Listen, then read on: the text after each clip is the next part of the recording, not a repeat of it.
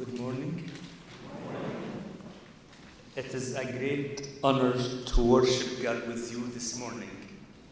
And as Pastor Bob said, this is the first time for me to preach in English.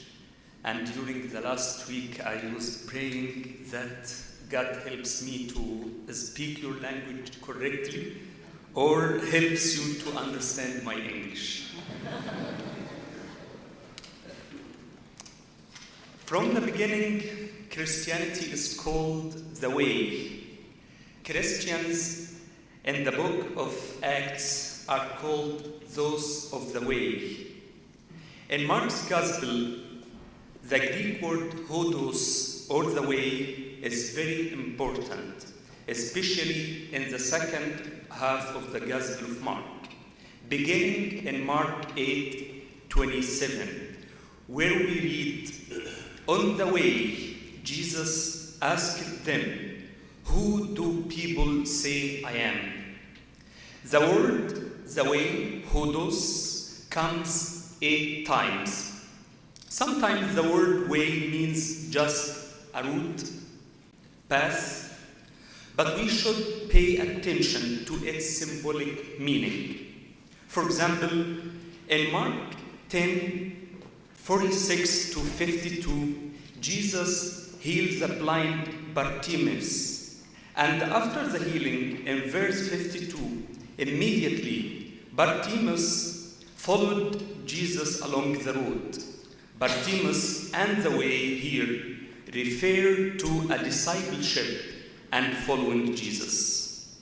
So in our passage, Mark 8:31-9:1, we read about following Jesus in the road of discipleship, the way from Galilee to Jerusalem, the way to the cross. And we read also about Jesus' invitation, "If anyone would come after me." Following Jesus and the suffering are so close. I will focus on these two elements and the relationship between them. What does it mean to follow Jesus? What does it mean to come behind Jesus? What does his invitation, "If anyone would come after me," means? Following Jesus means, first, to know who Jesus is.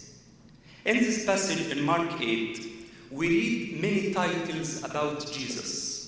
He is the Son of Man, the Son of God, and earlier in verse 29, Jesus asked his disciples, "What about you? Who do you say I am?" Peter answered, "You are the Christ." 3 titles of Jesus: Christ, Son of God, Son of Man. To follow Jesus means to know his personality. This knowledge is different from the knowledge of the world. Jesus was known to his people in Galilee. His people identified him with John the Baptist, Elijah, or one of the prophets. King Herod believed that Jesus is John the Baptist raised from the dead in chapter 6, verse 14. Jesus asked his disciples to have a different view about him. He asked to be known truly and rightly. In Egypt, we have different views about Jesus. Muslims speak about Jesus. They have their own belief about him.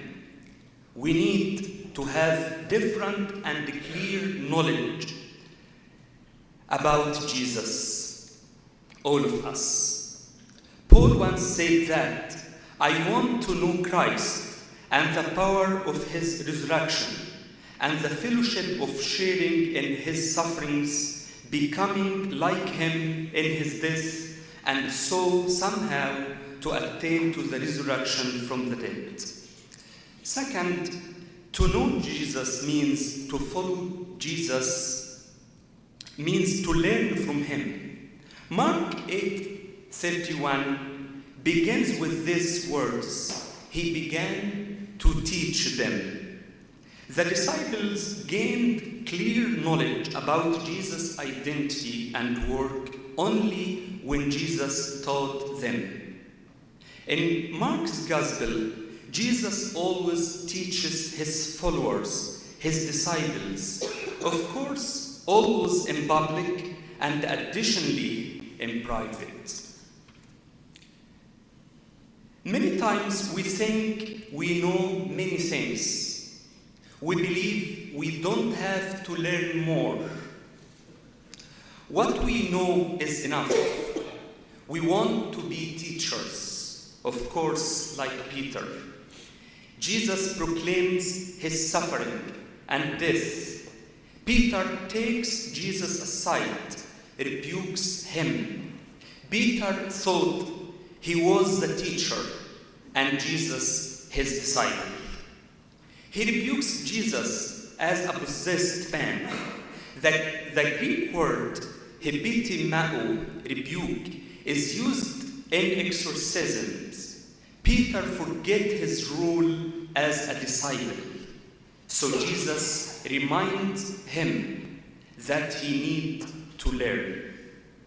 Jesus rebukes Peter, "Get behind me, Satan." The Greek word opisomo can mean "get out of my sight" or "get behind me," and are used in verse 34 to mean that anyone would to come opisomo after me. Jesus declares to Peter that he is a disciple. He needs to follow Jesus, to learn from him. I like the words of Isaiah 50, verse 4-5. The sovereign Lord has given me an instruct tongue to know the word that sustains the weary. He wakens me morning by morning, wakens my ear to listen, like one being taught. The sovereign Lord has opened my ears, and I have not been rebellious. I have not drawn back. Following Jesus also means to have his mind. Knowing him, learning from him are intellectual. Then comes behavioral, spiritual. To follow Jesus means to have Christ's mind. Indeed, Jesus chooses his disciples to be with him. We read in Mark 3, verse 14. He appointed 12 that they might be with him and he might send them out to preach. When I was a child, our Sunday school ministers taught us that in any situation, imagine Jesus is present. Imagine Jesus is present with you. Imagine what would Jesus do. When you face difficult choices, ask yourself, if Jesus were here in my position, how would Jesus behave? In Mark's Gospel, Jesus and disciples do the same deeds. Both heal, both exorcise demons. What is right to Jesus is right to his disciples. Christology and discipleship go hand in hand in Mark's Gospel. Jesus' deeds of power equals disciples' deeds of power in Mark chapters 1-8. Also, Jesus' suffering equals disciple suffering in Mark 8-16. Suffering? What about suffering? I want you to know that Jesus is against suffering. Jesus in his ministry was against pain. We read about his deeds, about his miracles. He goes from place to place, from village to another, proclaims the kingdom of God, the rule of God, coming, kingdom which is against every kind of oppression. He challenges illness. He feeds the hungry people. He exorcises demons. So Jesus is against suffering. But also, Jesus is with suffering. In the second half of Mark, we read about suffering. In chapter 8, 9, and 10, we have 3 passion predictions in 8:31, 9:31, and 10:33. And in chapters 14, 15, and 16, we read about Jesus' suffering, his trial, crucifixion, and resurrection. Jesus, who challenged suffering, said, "The Son of Man must suffer." He calls his followers to suffer. If anyone would come after me, he or she must deny himself or herself and take up his cross and follow me. How can we deal with this paradox? Is Jesus against suffering, as in the first half of Mark, or with suffering, as in the second part of Mark? It should be clear that when Jesus said that the Son of Man must suffer and his followers must suffer, deny himself, take up his cross, and follow me, Jesus doesn't mean or doesn't glorify suffering and pain. We should differentiate between 2 kinds of suffering: natural suffering, sickness, hunger, loneliness, and the suffering related to mission and discipleship. Jesus' ministry was against every kind of exploitation and oppression. He heals people, even on Sabbath. He forgives sins, even in Capernaum, without the temple and its priests. He liberates people from illness, Satan, and from the exploitation of the priests and the religious leaders.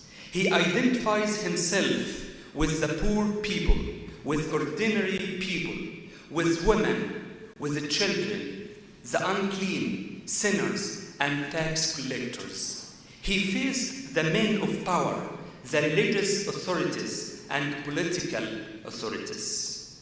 Authorities decide to destroy him, and he will not defend himself. It is important to notice that he said in Mark 8:31, "The Son of Man must suffer many things and be rejected by the elders, chief priests, and teachers of the law, and he must be killed, and after 3 days rise again." It is clear that Jesus will suffer because of his mission. He faced these groups: the elders, the chief priests, the teachers of the law, and scribes. In Mark 3:6, he challenges the Pharisees and Herodians. Then he faces the political authorities. Because of Jesus' mission, Jesus chooses suffering. His suffering is related to his ministry. He was faithful to the values of the kingdom of God. He remains faithful to his mission regardless the enmity of these groups. He calls the disciples, the followers, and us to embrace this kind of suffering, the suffering for mission, the suffering as disciples, and God helps us.